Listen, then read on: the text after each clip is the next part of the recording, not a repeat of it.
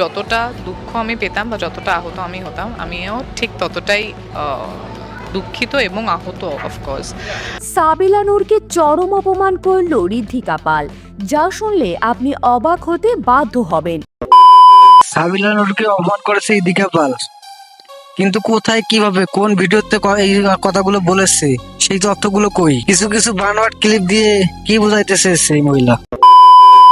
দর্শক, ঢালিউডে এখন সবচেয়ে আলোচিত সিনেমা তাণ্ডব, যেখানে সুপারস্টার শাকিব খানের বিপরীতে অভিনয় করছেন টেলিভিশনের জনপ্রিয় মুখ সাবিলা নূর।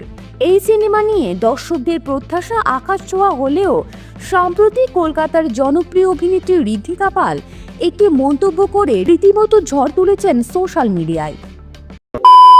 সাবিলা নূরকে যদি সত্যি অপমান করা হয় তাহলে সেই ভিডিও ফুটেজ কই? আর সাবিলা নূরকে কি অপমান করেছেন ঋদ্ধিকা পাল, কি কথা বলেছেন, কিভাবে অপমান করেছেন, সেই বিষয়গুলো তুলে ধরেন নাই কেন? একটি টক শোতে উপস্থাপক যখন সাবিলার তাণ্ডব পারফরমেন্স নিয়ে মতামত জানতে চান, তখন ঋদ্ধিকা বিস্ফোরক মন্তব্য করে বলেন, নায়ক বড় হলে নায়িকারা আলো পায় না, অভিনয় না শিখে কেউ পর্দায় দাঁড়ালে সেটা অভিনয় হয়ে যায় না, চোখ বড় করলেই অভিনয় হয় না, সাবিলা একটু আয়নায় দেখুক। এই মন্তব্যে স্টুডিওতে থাকা দর্শকরা অবাক হয়ে যান এবং মুহূর্তেই সেই ক্লিপ ভাইরাল হয়ে পড়ে। কিছুক্ষণের জন্য তোমার কথা মানলাম, টক শোতে তাকে অপমান করছে, তার চেহারা খারাপ, আয়না দেখতে বলছে, সেটা মানলাম, কিন্তু তুমি যে নিউজটা দেখাইছো, নিউজের মধ্যে কই ওই কথাগুলো? কই তুলে ধরছো? ভিডিও ফুটেজ গুলো কই? নেটিজেনদের একাংশ ঋদ্ধিকার সাহসের প্রশংসা করলেও অন্যরা সাবিলার পক্ষ নিয়ে রীতিমতো ক্ষোভ প্রকাশ করেন।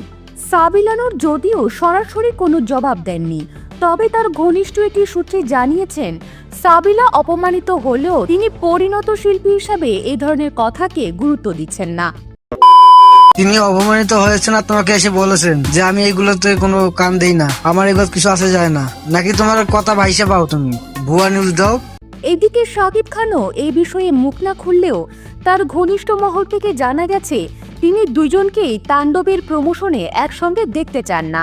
তাণ্ডব সিনেমা মুক্তি পেলে হয়তো দর্শকরা ঠিক করবে সাবিলা নায়িকা হিসেবে কেমন আর ঋতিকার কটাক্ষের ভিত্তি কতটা।